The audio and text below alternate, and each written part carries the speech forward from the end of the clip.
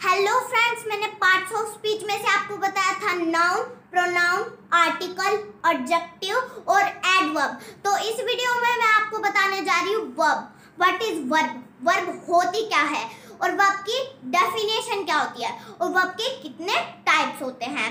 मेरा नाम है चेतिका शर्मा और मेरे चैनल का नाम है एंजल चेतिका शर्मा एजुकेशन बूस्टर। तो शुरू करते हैं। वर्ब को हम हिंदी में बोलते हैं क्रिया और वर्ब की डेफिनेशन होती है the words which show the action और स्टेट ऑफ बीइंग। और उसकी दूसरी डेफिनेशन भी होती है, वो है a verb is an action word in a sentence. जो हमारी पिछली वाली थी the words which show the action और स्टेट ऑफ बीइंग, तो इसको मैं आपको हिंदी में समझा देती हूँ। द वर्ड्स, जिन शब्दों विच शो से किसी द एक्शन काम के और स्टेट ऑफ बीइंग का मतलब होता है होना, जिन शब्दों से किसी काम के करने या होने का पता चले उन्हें हम वर्ब कहते हैं। तो इंग्लिश ग्रामर में अगर मैं एक सेंटेंस बनाती हूँ तो उसमें हमें क्या क्या चाहिए होगा, एक सब्जेक्ट और एक वर्ब और एक ऑब्जेक्ट। अगर ऑब्जेक्ट ना हो तो भी हमारा काम चल जाता है, लेकिन अगर वर्ब ना हो तो काम चल नहीं सकता, तो वो पूरा सेंटेंस गलत हो जाएगा। तो मैं एक एग्जांपल लेती हूँ कार का।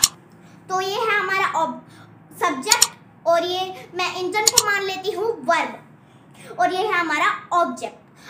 तो मुझे आप एक बात बताओ कि अगर इसमें इंजन नहीं होगा तो ये कार क्या चल जाएगी? नहीं, ये कार नहीं चल पाएगी। आप इसको धक्का मारते रह जाओगे लेकिन ये कार नहीं चल पाएगी। तो ऐसे ही हमारे पूरे इंग्लिश ग्रामर में अगर वर्ब ना हो तो काम चल ही नहीं सकता, वो पूरा सेंटेंस गलत हो जाएगा। तो इंजन अलग अलग तरीके के होते हैं। स्कूटर में छोटा इंजन लगता है, बाइक में भी छोटा इंजन लगता है, और एरोप्लेन में तीन इंजन लगते हैं। और इसी तरीके से वर्ब, तो कभी हमें पावर दिखानी होती है, तो कभी हमें फील कराना होता है, तो कभी हमें काम को दिखाना होता है। तो इसी तरीके से वर्ब का अलग अलग जगह यूज होता है। एग्जाम्पल, रीड पढ़ना, वॉक चलना। जिस भी चीज में आपकी एनर्जी लगे ना वो वर्ब है। चाहे आप पोटेंशियल एनर्जी कह लो, चाहे काइनेटिक एनर्जी कह लो। वॉक चलना, इसमें भी आपकी एनर्जी लग रही है पैरों की। अंडरस्टैंड समझना, इसमें भी आपकी एनर्जी लग रही है। प्ले खेलना, तो इसमें भी आपकी पैरों की एनर्जी लग रही है। एक्सेप्ट स्वीकार कर लेना। गो जाना, स्पीक बोलना, लॉक हंसना, टीच पढ़ाना, एक्सेट्रा। एग्जाम्पल, रोनक लाफ्स, तो लाफ्स हमारा क्या हुआ? Main verb. तो ये जो मैंने आपको अभी बताए थे, read, walk, understand, play, accept, go, speak, laugh, teach, etcetera, तो ये होती है हमारी मेन वर्ब। तो नेक्स्ट है ही इज अ टीचर। तो आप कहोगे कि इसमें वर्ब कहाँ पे है? तो इसमें ये इज है हमारी वर्ब, इसको हम हेल्पिंग वर्ब बोलते हैं। ये जो होती है is, am, are, was, were, has, have, तो ये होती है हमारी हेल्पिंग वर्ब, ये सिर्फ हेल्प करने का काम करती है।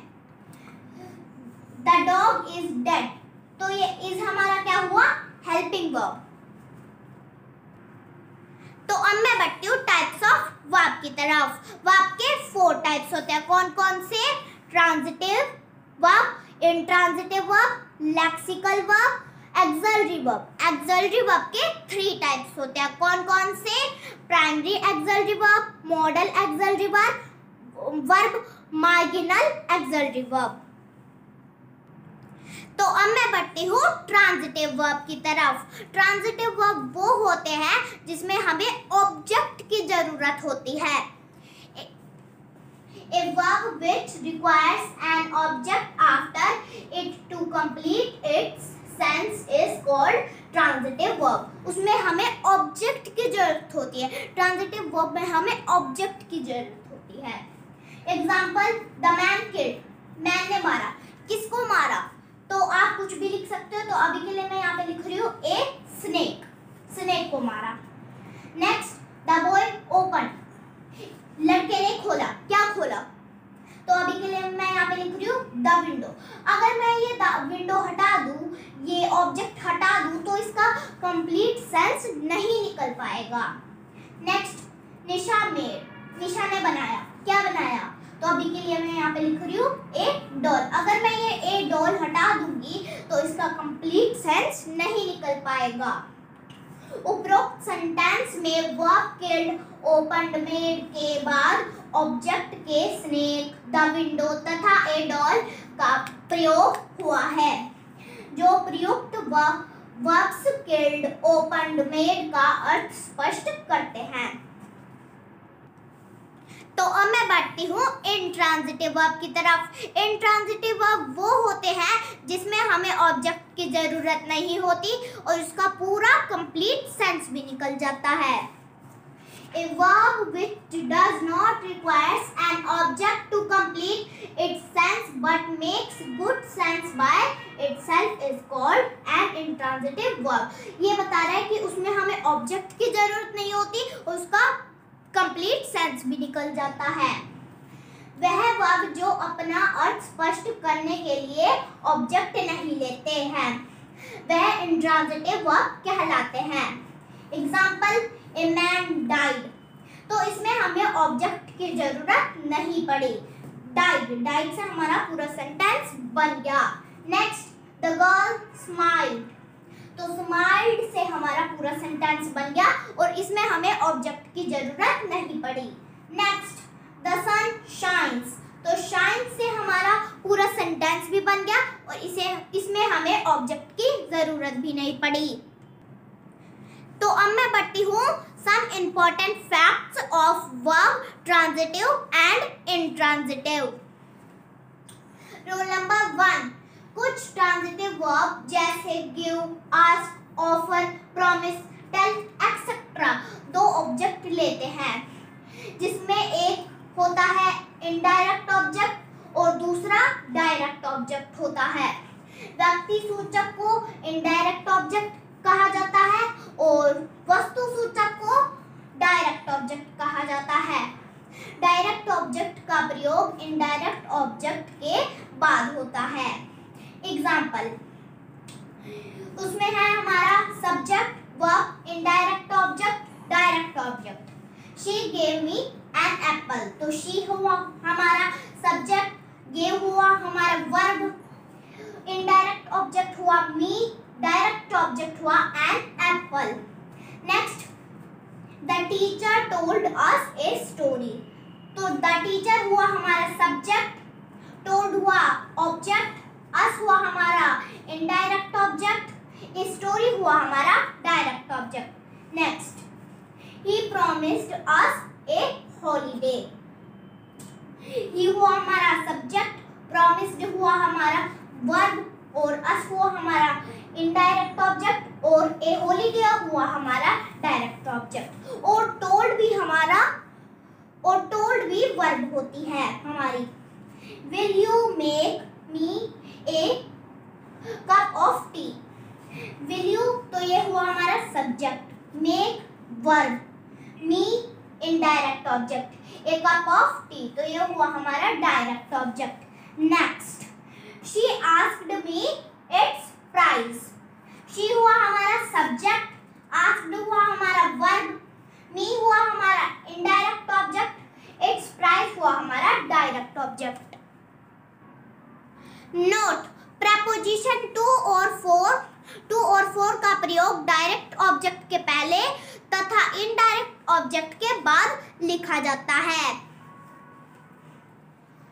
एग्जाम्पल, उसमें होगा हमारा subject, verb, direct object, preposition, indirect object और डायरेक्ट ऑब्जेक्ट और इनडायरेक्ट ऑब्जेक्ट के बीच में आती है preposition. Example, she gave an apple to me, तो शी हमारा क्या हुआ सब्जेक्ट, ये हुआ हमारा वर्ब, एंड एप्पल हुआ हमारा डायरेक्ट ऑब्जेक्ट, टू हुआ हमारा प्रपोजिशन और मी हुआ हमारा indirect object. Next, I offered some money to him. I ये हुआ हमारा सब्जेक्ट और ऑफर्ड ये हुआ हमारा वर्ब, सम मनी ये हुआ हमारा डायरेक्ट ऑब्जेक्ट, टू यह हुआ हमारा प्रपोजिशन, हिम हुआ हमारा indirect object. Next, she asked it price to her. She हुआ हमारा सब्जेक्ट, आस्क्ड हुआ हमारा वर्ब, इट प्राइस ये हुआ हमारा डायरेक्ट ऑब्जेक्ट, टू हुआ हमारा प्रपोजिशन, हर हुआ हमारा indirect object. Next, will you make a cup of tea for me? will you हुआ हमारा सब्जेक्ट, make हुआ हमारा verb, a cup of tea हुआ हमारा डायरेक्ट ऑब्जेक्ट, for हुआ हमारा प्रपोजिशन, me हुआ हमारा इनडायरेक्ट ऑब्जेक्ट। तो अब मैं बढ़ती हूँ रूल नंबर 2 की तरफ। कुछ ऐसे वर्ब्स हैं जिनका प्रयोग ट्रांजिटिव और इंट्रांजिटिव दोनों ही वर्ब के फॉर्म के बिना रूपांतरण का होता है transitive and intransitive. Example, I walk my horse every day. Intransitive, the horse walks, the horse drew the cart, she drew near me. Next, the peon rang the bell. Intransitive, the bell rang. Note, verbs come, go, fell, die, sleep, lie, etc. का प्रयोग intransitive verb के रूप में होता है। तो अब मैं बढ़ती हूँ रूल नंबर 3 की तरफ। जब कोई इंट्रांजिटिव वर्ब प्रपोजिशन के साथ जुड़कर प्रयुक्त होता है वह ट्रांजिटिव बन जाता है। Example, no one relies on my word. Next, I carried out his orders. Next, we take about the affair. Note, कभी कभी प्रपोजिशन वर्ब से पहले प्रयोग रहता है। Example, the Ganga river overflowed its bank. Next, he bravely withstood the attack. तो अब मैं बढ़ती हूँ रूल नंबर 4 की तरफ। कभी कभी इंट्रांजिटिव वर्ब्स के बाद ऐसे ऑब्जेक्ट का प्रयोग होता है जो अर्थ में वर्ब के समान होता है। ऐसे ऑब्जेक्ट को कोग्नेट ऑब्जेक्ट कहा जाता है। Cognate object, an object similar in meaning to the verb is called a cognate object. Example, he died a glorious death. Next, he has fought a good fight. Next, example, she sang a sweet song. तो अब मैं बढ़ती हूँ rule number 5 की तरफ। कुछ ऐसे transitive verbs हैं जो कभी कभी इंट्रांजिटिव वर्ब्स की तरह प्रयुक्त होते हैं। Example, transitive and intransitive, she eats bread. Transitive, intransitive, we eat to live.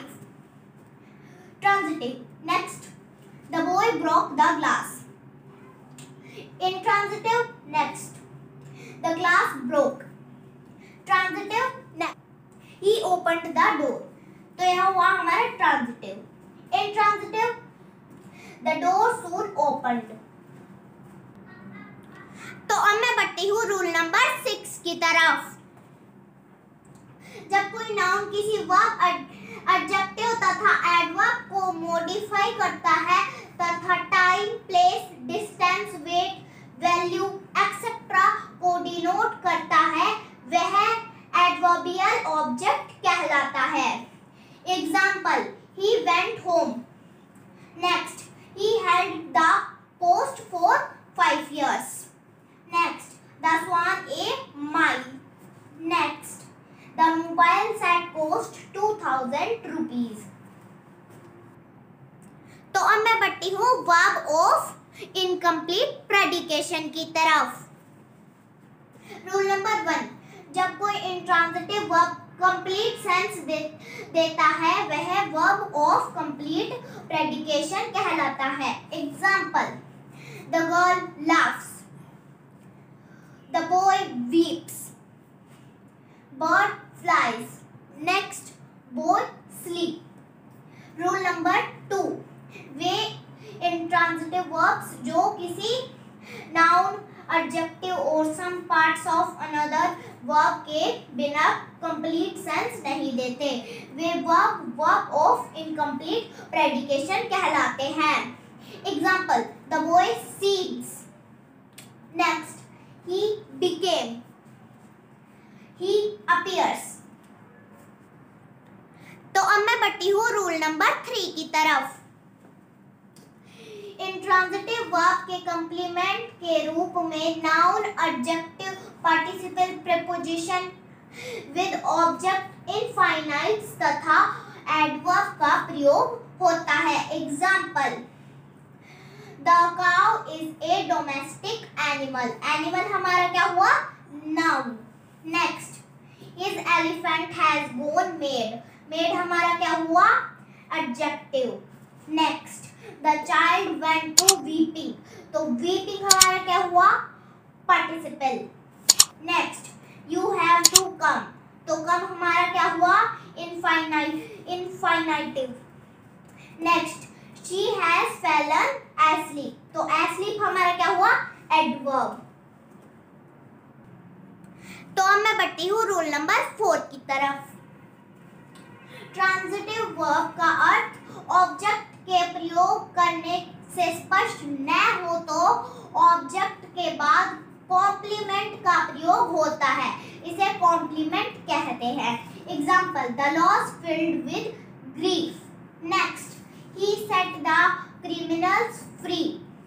Next, rule number 5, factitive verb के कंप्लीमेंट के रूप में noun, adjective, participle preposition with object infinite तथा एडवर्ब का प्रयोग होता है।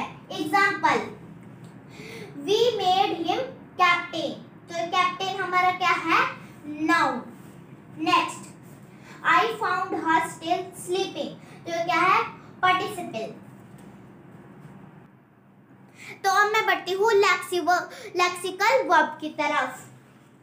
वे वर्ब जो सेंटेंस में मेन वर्ब के रूप में प्रयुक्त होते हैं, जिसका वर्ब की फर्स्ट फॉर्म, वर्ब की सेकंड फॉर्म, वर्ब की थर्ड फॉर्म, वर्ब की फोर्थ फॉर्म, जिसे हम कहते हैं आईएनजी फॉर्म, तथा वर्ब की फिफ्थ फॉर्म, उसे हम कहते हैं एस या ईएस फॉर्म के फॉर्म में प्रयोग है तथा जिसका अर्थ स्वतंत्र होता है, वो लेक्सिकल वर्ब कहलाते हैं।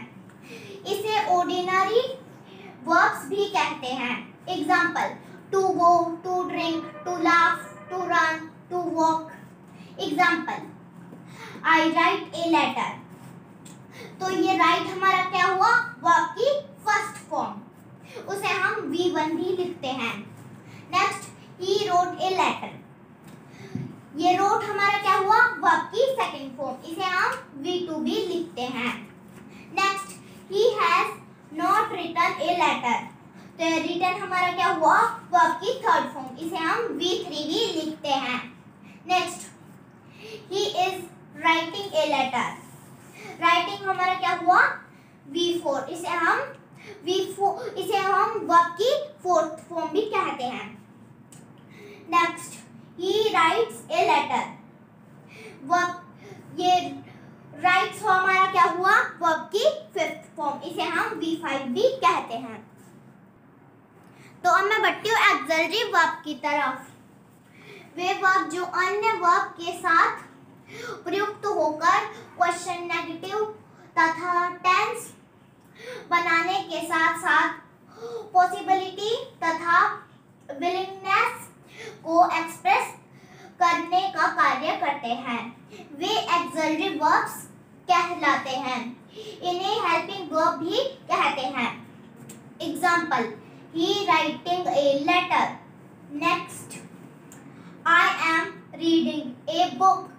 नेक्स्ट, डू यू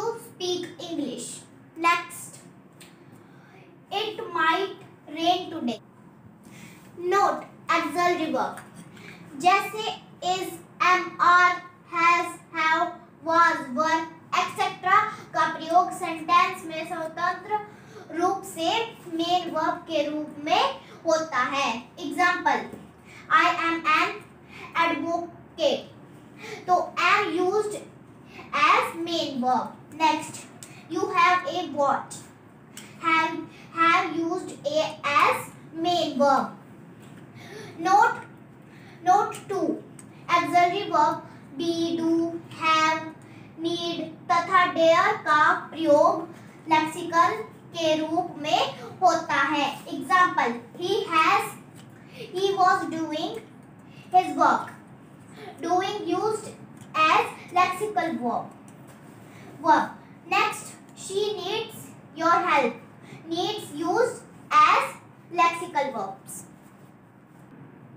तो अब मैं बढ़ती हूँ टाइप्स ऑफ एक्सिलरी वर्ब की तरफ। उसमें प्राइमरी एक्सिलरी वर्ब आता है, मॉडल एक्सिलरी वर्ब आता है और मार्जिनल एक्सिलरी वर्ब आता है।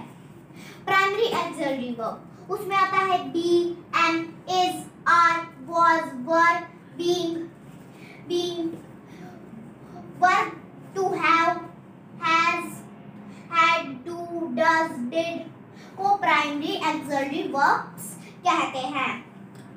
Model auxiliary verb can, could, may, might, shall, should, will, must, ought to को मॉडल एक्सिलरी वर्ब कहते हैं। Marginal auxiliary verb used to, dare तथा नीड को मार्जिनल एक्सिलरी वर्ब कहा जाता है।